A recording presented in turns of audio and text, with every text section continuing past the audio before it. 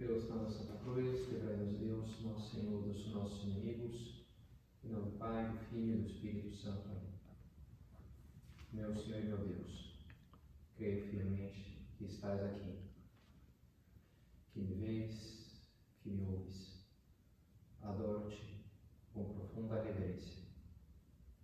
Peço-te perdão dos meus pecados e graça para fazer com fruto este tempo de oração. Minha Mãe Imaculada, São José, meu Pai e Senhor, meu anjo da guarda, intercedei por mim.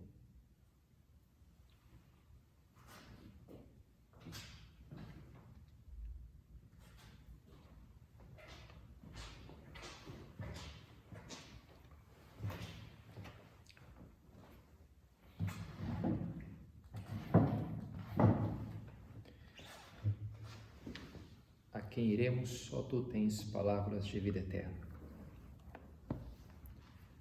Hoje estava tomando café da manhã sozinho. Confesso que me emocionei uma hora. Estava escutando um áudio de um depoimento de uma mulher que narra um pouco a história dela, uma história bastante infeliz, de muita miséria e pobreza nos Estados Unidos, e como ela sofreu todo tipo de abusos. E o primeiro assassinato que presenciou aos 11 anos, já presenciou um assassinato, e constantemente as pessoas, inclusive a própria mãe dela, dizia para ela: nunca vai ser ninguém, não vale nada.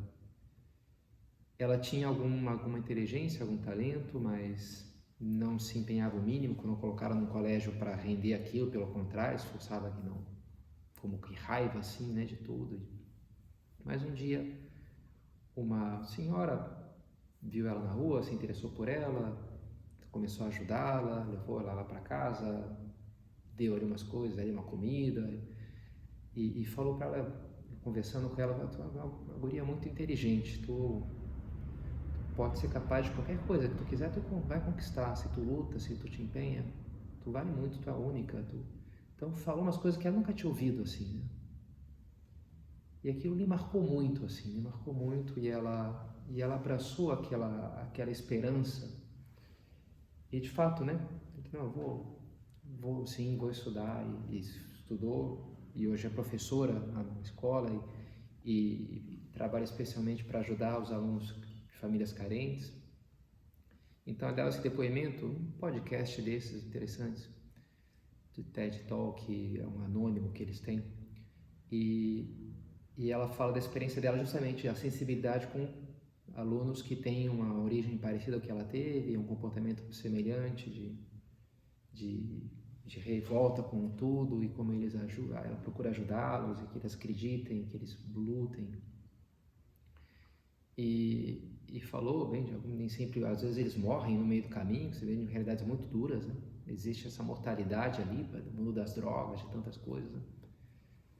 Mas muitos daqueles guris, daqueles alunos, venceram, ultrapassaram, né, as barreiras e os limites. E achei bonito, no final me emocionei quando ela falou: olha, meu Facebook é uma coisa ridícula. Ela falou assim: a quantidade de pessoas, de ex-alunos dizendo: olha, poxa, eu devo tudo a ti, sem ti eu nunca teria conseguido, poxa, eu te agradeço muitíssimo, coisas assim, né? A quantidade de gratidão que aquela mulher acumulou nesses anos seu de esforço. Então, uma história bonita, assim, de superação, e que faz pensar, né, como às vezes uma palavra certa ali, uma boa conversa, atenção, pode transformar não só uma vida, mas centenas de vidas, não sei, né? Tu tens palavras de vida eterna. Assim falavam, São Pedro falou isso para Jesus uma hora, né? A quem iremos? Só tu tens palavras de vida eterna. Os discípulos de Emaús diziam que ele fazia arder os seus corações quando ele nos falava, explicava as escrituras pelo caminho. Os guardas que os fariseus mandaram prender Jesus e voltaram de mãos vazias e se justificaram dizendo: ninguém jamais falou como este homem, não tem igual, né? A força dessas palavras, da maneira como ele fala, as coisas que ele diz. Como não seria incrível conversar um dia que fosse, né, com o nosso Senhor, como aqueles apóstolos puderam tantos dias e tantas noites, escutar suas palavras, deixar-se corrigir por Ele. Às vezes Ele os recriminava e os inspirava e os dizia também palavras carinhosas. Que experiência impressionante, né? Não seria isso, uma conversa com Jesus. E nós podemos ter essa experiência, podemos tê-la hoje, podemos tê-la agora. Isso aqui a gente acredita, né? Eu estarei convosco todos os dias, não vos deixarei órfãos. Jesus falava no final, quando eu já estava se despedindo, não vou deixar vocês, não vou embora e abandonar vocês, não vai ser isso, né? Eu vou estar com vocês todos os dias, até o final dos tempos. Estava agora na minha escrivaninha e tem ali junto ao abajur, uma imagenzinha que nos imprimiram aqui na Arquidiocese, e veio aqui o Dom Adilson, um bispo auxiliar, e deu uma para cada um. Eu tenho na minha escrivaninha um rosto de Cristo, um ícone assim, e estou sempre contigo, está escrito embaixo essa frase do Senhor: eu estou sempre contigo. Ego vobiscum sum, ego tecum sum, eu estou contigo, estarei convosco, estou sempre contigo. As palavras que aparecem muito na escritura, né? Ego erotecum, eu estarei contigo. Deus fala isso para Abraão, Moisés, Isaac, Jacó, para todo mundo, os profetas: eu vou estar contigo. E Jesus fala também, nas últimas palavras do Evangelho de São João: estarei convosco. Não te abandonei. E cada oração é reafirmar a nossa fé, que é verdade isso que Jesus nos fala, né? Jesus está conosco, está comigo aqui agora. Eu comecei dizendo isso, né? Eu creio firmemente que estás aqui, que me vês, que me ouves. E a gente precisa exercitar essa fé através da oração. Estamos tendo uma série de reflexões sobre as práticas de piedade, e hoje chegou então a hora de meditar sobre a oração mental. A última foi a oração vocal, as orações vocais. Antes dela, a leitura da Bíblia. E eu queria me basear um pouco nessa leitura da Bíblia para falar, tem tantas coisas já, vários tipos de meditações sobre a oração mental, sobre vários enfoques diferentes. E hoje eu queria um enfoque novo, falar sobre, enfim, que não é novo porque não é meu, mas na minha pregação, sim, falar da oração mental a partir das 4 etapas da Lectio Divina. Se pode resumir nessas 4 etapas, da maneira de ler a Escritura fazendo oração através da Escritura, usar a Bíblia como base para uma oração mental, não apenas uma leitura mesmo meditada ou aprofundada, refletida, mas oração mental propriamente dita, né? Meditação profunda.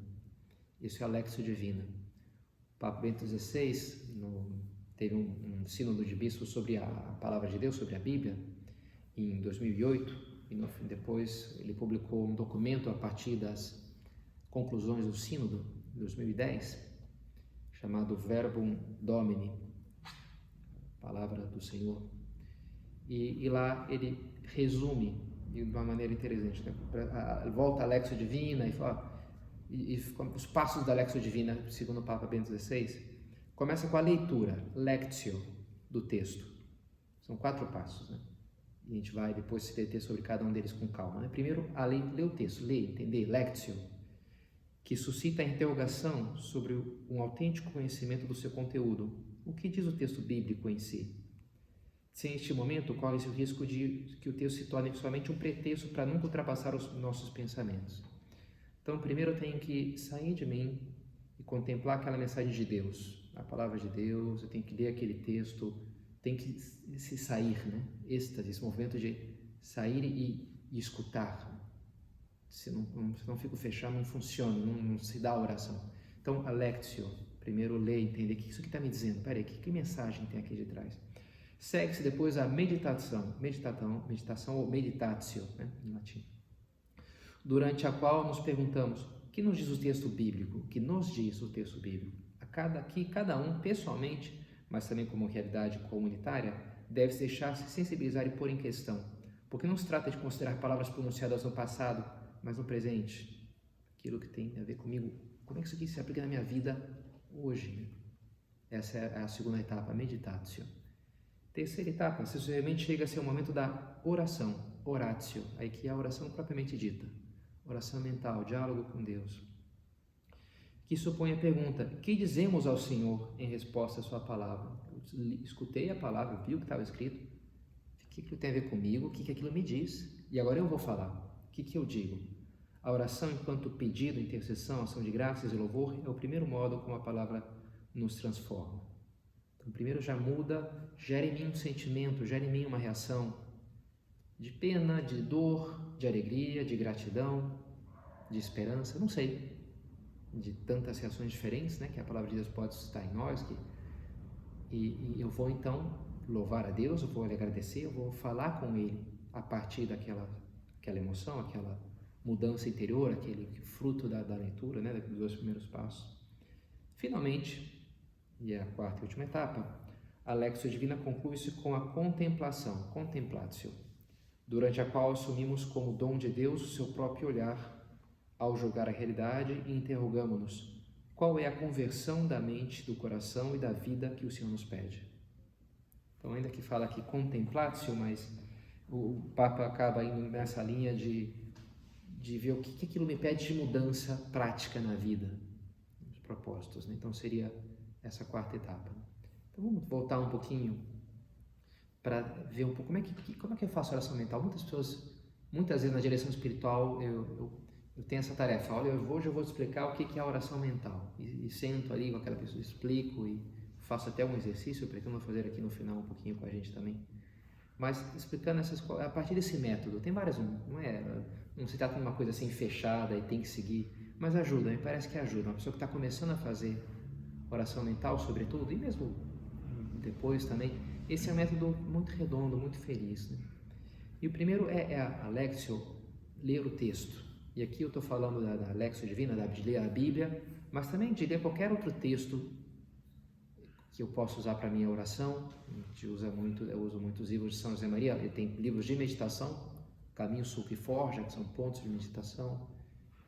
As pessoas falam comigo, às vezes usam a Filocalia, às vezes a Filoteia, a Imitação de Cristo. Tem muitos livros que propõem pontos de meditação, textos para reflexão. Não é um texto para leitura corrida, mas ideias soltas para eu me deter naquela ideia. Então eu posso usar isso daí como base. Vou começar a partir daí, eu vou parar e olhar, né?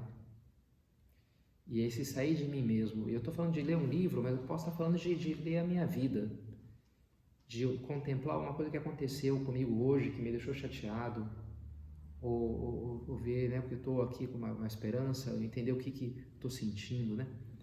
Mas, em geral, primeiro tem que começar saindo de mim mesmo e olhar, né, para o que aquela pessoa me falou, o que eu escutei na homilia daquele sacerdote, de uma maneira aquilo me marcou. Eu tenho que descobrir a presença de Deus ali. Creio firmemente que estás aqui. Vale a pena que eu saia de mim e olhe e dê minha atenção. Hoje em dia, são muitas coisas que disputam a nossa atenção, não é verdade? Todo mundo quer que eu olhe esse videozinho no YouTube, que eu olhe aquela propaganda, que eu ligue naquele canal, que eu veja o produto lá que está na promoção, porque a nossa atenção vale dinheiro, as pessoas querem. E a gente vai ter que fazer sempre esse juízo, bem, vale a pena eu prestar atenção, né? Eu pulo essa propaganda, ou ler esse livro, vale a pena ou não vale a pena assistir esse filme. Então eu tenho primeiro esse ato de, não, aqui está Deus, eu descobri firmemente que estás aqui, que tu tem algo a me dizer aqui nesse texto, nesse episódio, estás aqui no sacrário, assim o dizemos ao começar a nossa oração, mas estás aqui na minha vida, está aqui nessas palavras, né? A oração, uma das definições é a elevação da alma para Deus, elevar a alma para Deus. A gente tem que começar fazendo isso. Algumas pessoas falam comigo, padre, minha oração mental, até pessoas que lutam para fazer oração mental direitinho, mas eles ficam um pouco, é sempre a mesma coisa, padre, falam assim, né? Eu sento para fazer oração e já começo a reclamar do tal problema do meu chefe, do tal problema de saúde, de que não sei o que, pedir isso, pedir aquilo, e que vê como eu sou um desastre, porque outra vez tal coisa. E a pessoa não tira muito fruto na oração. Por quê? Porque não teve esse primeiro momento, esse sair de mim mesmo, de olhar, elevar a alma para Deus. Né? Creio firmemente que estás aqui. Peraí, é um negócio muito sério isso daí, né? Que Deus está aqui na minha vida, né? Que a verdade, a beleza, a bondade.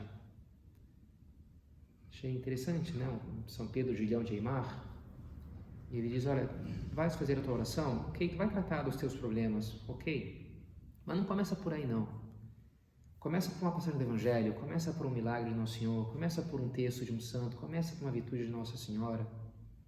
Começa por algo assim, algo sobrenatural, algo elevado. Se tu começares pelos teus problemas, e tu vai ficar atolado, não vai conseguir sair dali. Agora, se começa por Cristo, a partir dele vai ser possível elevar. Depois vai te debruçar sobre os problemas, mas com esperança, não vai ficar preso naquele lodaçal, naquele pântano.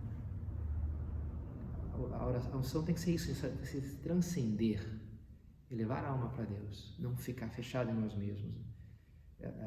A pessoa falava, né, começou a ler a Bíblia e antes, e aquilo não lhe chamava muita atenção, mas escutou uma palestra sobre a morte e ressurreição do Senhor, e aí começou a entender melhor, e começou a imaginar, e aí o Evangelho ganhou todo um novo interesse. E agora olha aquelas palavras e aquilo lhe desperta uma curiosidade.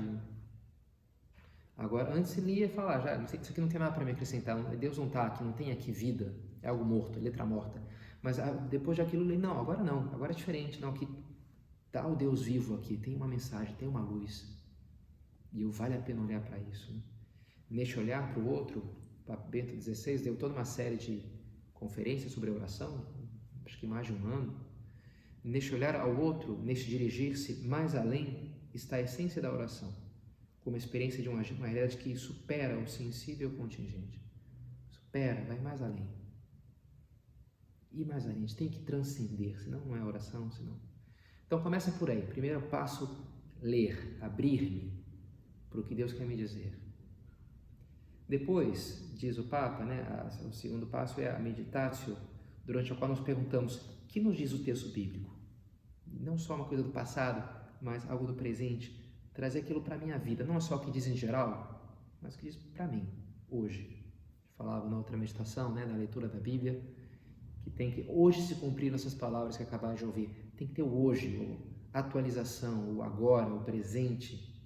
O que isso tem a ver? Não só, mas interessante, tal situação, os essênios e as brigas com os zelotas. Não é uma curiosidade histórica, né? Tem que ser um negócio que... Não, tem a ver com o coronavírus, sei lá, né? Com o meu time de futebol, tem a ver com que a minha briga com a minha irmã de manhã cedo. O que isso tem a ver, né? Com as minhas aspirações e desejos, com as minhas tristezas. Não, mas se trata de, sei lá, uma palavra morta ou curiosidades, né? Meditar no sexo dos anjos, né? Os anjos eram homens ou eram mulheres, sei lá, né? Com essas categorias angélicas. Bem, você pode, às vezes fiz a minha oração meditando nos anjos, ótimo, mas nunca uma coisa assim etérea, distante, que não me toca muito, né? Que não, algo próximo. Porque diz a Epístola aos Hebreus, a palavra de Deus é viva e eficaz, mais cortante do que qualquer espada de 2 gumes, e penetra até o ponto de dividir a alma e o espírito, juntas e medulas. É apta para discernir os pensamentos e propósitos do coração. Bonita imagem, né? Forte, uma espada que entra ali na medula e nos deixa nus, às vezes, na verdade, discerne os pensamentos. Por que a gente não faz essa segunda parte? Porque eu tenho medo, né? Porque eu tenho vergonha. Adão e Eva pecaram, se cobriram, porque viram sua nudez e tiveram vergonha. Preciso coragem para fazer oração. Fazer uma boa oração, preciso coragem. Se a pessoa não tem coragem, ela não vai fazer oração. Ela vai se esquivar, ela vai se esconder. É preciso a força do olhar. Força do olho, parar e olhar. Eu não quero olhar. Tem aqui uma coisa que está gritando no meu ouvido, que está patente diante dos meus olhos, mas é algo que custa. Então eu me engano, eu me alieno daquilo, eu olho para o outro lado. Né? Um rapaz falando comigo, que tem muitas luzes assim espirituais, ainda que tem uma vida bem difícil, ele falava uma dessas, olha, todo mundo tem uns pontos negros da alma, assim, né? Uns pontos obscuros, que não dá vontade de mexer, mas é melhor mexer do que não tocá-los, né? Vale a pena, ainda que custe. Né? Interessante. Uma ideia simples, mas forte, me parece, né? Quais são os pontos sombrios do meu coração? Onde é que está aqui? Onde está ali acumulado poeira, porque aquele assunto ali eu não quero tocar, porque me custa, né? Me mortifica. Coragem de olhar, mexer sim, abrir-se. O que isso tem a ver comigo, a minha vida concreta, prática hoje? Terceira etapa é o falar. Como diz aqui o Papa, chega esse momento da oração. O que dizemos ao Senhor em resposta à sua palavra? Ok? Deus, através da sua palavra, me tocou nesse ponto. E agora, o que eu vou falar para Ele? Isso é muito importante. Tem a ver com o ver, né? O ver tem a ver com falar. Creio firmemente que estás aqui, que me vês, que me ouves. A gente começa com essa duplinha de verbos, né? Deus me vê, Deus enxerga. E por isso eu vou olhar nele, nos olhos de Cristo. Vou olhar, ainda que eu tenha medo de ver a minha miséria, mas vou olhar nesses olhos de fogo, diz o Apocalipse, né, no qual vou encontrar o seu amor, que vai queimar as minhas misérias. Eu creio firmemente que me vês, que me ouves, e por isso eu vou lhe dar uma resposta a esse amor. Eu vou lhe falar algo, porque as minhas palavras não são indiferentes, mas que Deus seja infinito, esteja em toda parte. Não é indiferente se eu falo algo para Ele, Ele escuta. Ele não ignora as coisas que a gente diz, porque é nosso Pai, porque é nosso irmão, porque é o hóspede da nossa alma, o Espírito Santo. Né? E na medida em que eu vejo, eu falo, no que eu falo, eu vejo. Jordan Peterson, esse psicólogo canadense, interessante como ele fala, o olho e a palavra criam a ordem habitável. Ele tem 1 ou 2 capítulos desse livro dele, As 12 Regras, em que ele fala justamente isso, a importância da atenção, prestar atenção para as coisas na tua vida, olhar. Às vezes a gente escolhe não olhar, por medo, por covardia. Olhar e depois falar. Porque a gente tem preguiça de pensar, até por isso a gente paga lá um psicólogo porque me obriga a falar. E porque falando eu vou me forçar a pensar, a formular as ideias. Se eu não falo, eu não penso. Eu preciso falar para pensar. Então eu preciso me dirigir para alguém. O olho e a palavra, aí eu resolvo os problemas, eu enfrento. E se, lógico, né, bem, posso fazer isso com um psicólogo, ou com um amigo, ou com meu pai, sei lá, né? Eu posso fazê-lo e devo fazê-lo também com Cristo, com Deus. Creio firmemente que estás aqui, que me fez, porque tenho fé. E tenho fé não só que Ele está presente, que me vê, como me controla, como um juiz severo, mas me escuta como um amigo próximo. Se interessa pelas coisas que eu vivo, que eu vou lhe falar. Mas falar de quê? Mas como assim falar, né? E explica São José Maria em Caminho: dele e de ti, alegrias e tristezas, êxitos e malogros, ambições nobres, preocupações diárias, fraquezas e ações de graças e pedidos, amor e desagravo, em 2 palavras, conhecê-lo e conhecer-te, ganhar intimidade. Santo Agostinho dizia: nover in te, nover in me, conhecer-te e conhecer-me em ti, através do teu amor, através. Numa aula de formação espiritual lá em Roma, um padre, né, que é nosso professor, dizia: olha, na tua oração mental tem que entrar o futebol no domingo, né, que tu vai jogar lá e marcou um gol. Se tu não vai, depois de fazer a oração, não vai falar sobre isso, não foi boa a tua oração, porque estava aquilo no teu coração. Quem fala futebol, fala qualquer coisa que nos interesse, que nos empolgue, que ocupe a nossa imaginação, porque é algo que é da nossa vida, né? A nossa oração tem que ser a nossa vida, com essa fé que Deus se interessa, que a minha vida é relevante para Ele, e ao mesmo tempo com essa confiança na sua misericórdia, que me faz vencer o medo de me expor, e assim alimenta, né, no fundo, esse amor. Ponto de caminho cita o Salmo 38: em meditatione mea exartescit iis, na minha meditação se ateia ao fogo. Para isso vais à oração, para tornar-te uma fogueira, lume vivo que dê calor e luz. Em meditatione mea exartescit iis, se ateia o fogo. Para isso eu vou, para aquilo que está meio opaco, né, meio brilhe, queime. Santo Afonso Maria de Ligório também comenta esse salmo. O que une a alma com Deus é o amor, mas o forno em que chamou o divino se inflama é a oração ou meditação. In meditatione mea exartescit iis. é o forno. O que a gente tem que fazer é amar a Deus, amar o próximo. Jesus falou, né? Amarás o seu Deus e tal. Agora, como é que eu amo a Deus? O forno para isso é a oração.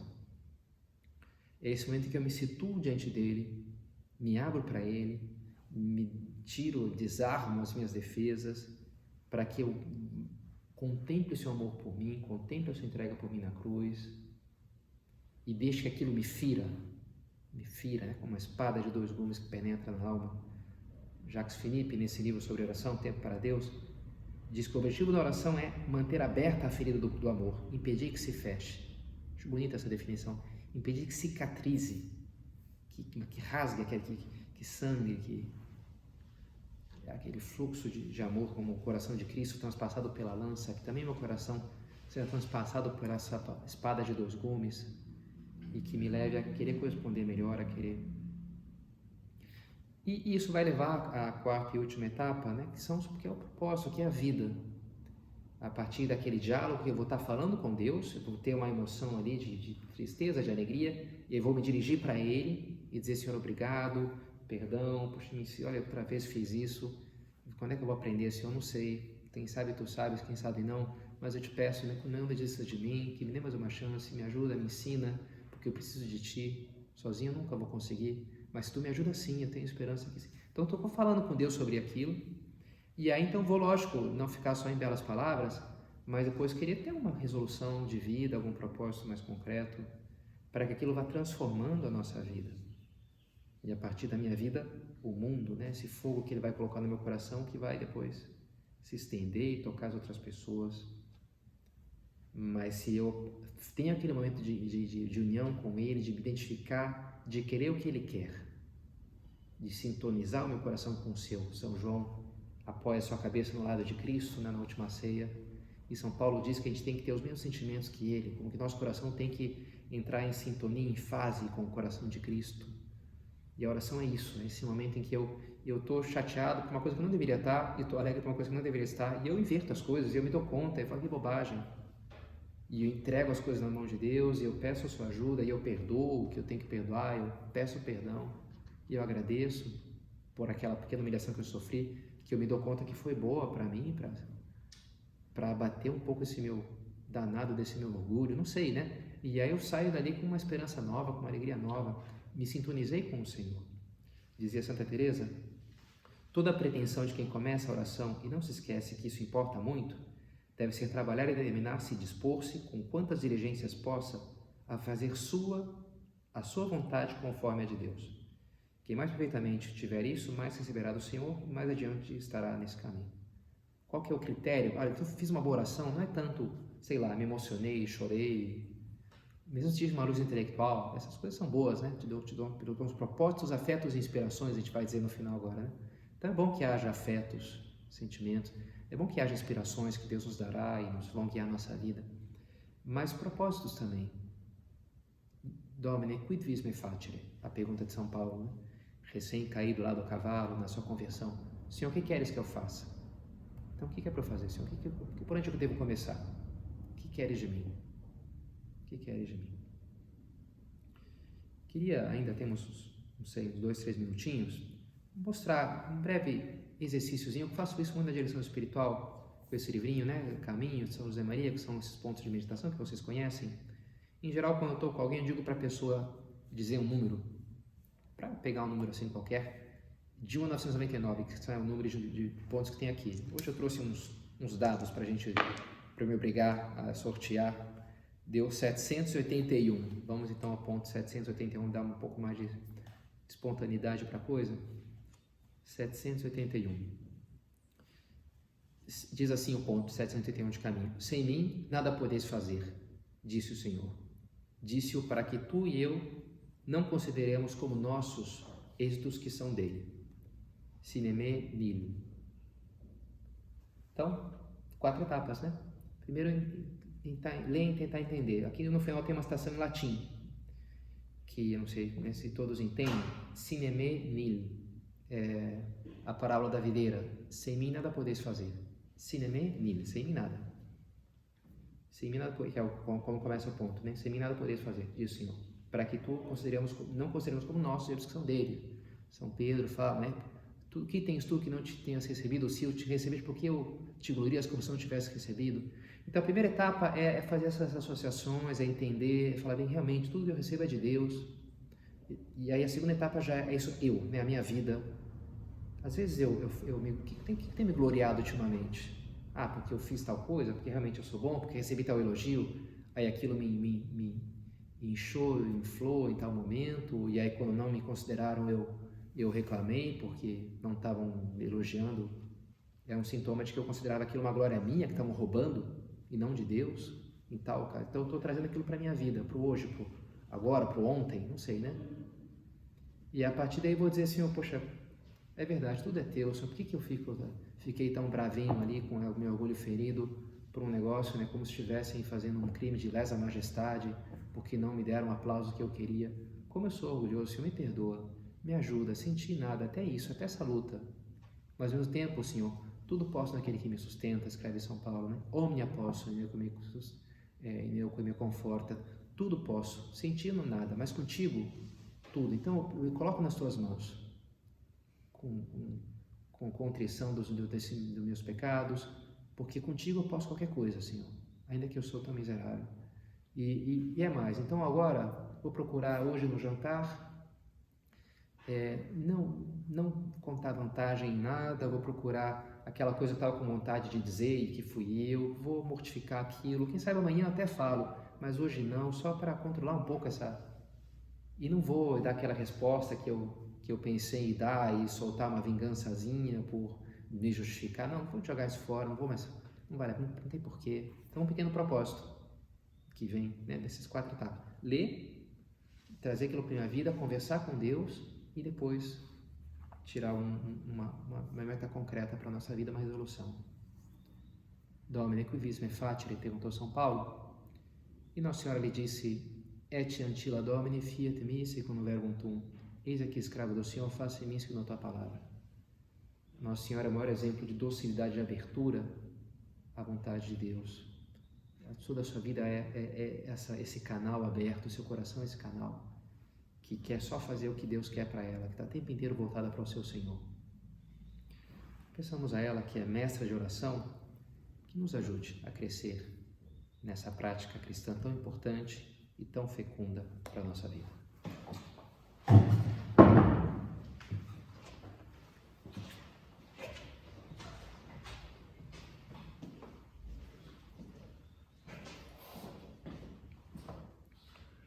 Dou-te graças, meu Deus, pelos bons propósitos, afetos e inspirações que me comunicaste nessa meditação. Peço-te ajuda para os pôr em prática. Minha Mãe Imaculada, São José, meu Pai e Senhor, meu anjo da guarda, intercessor.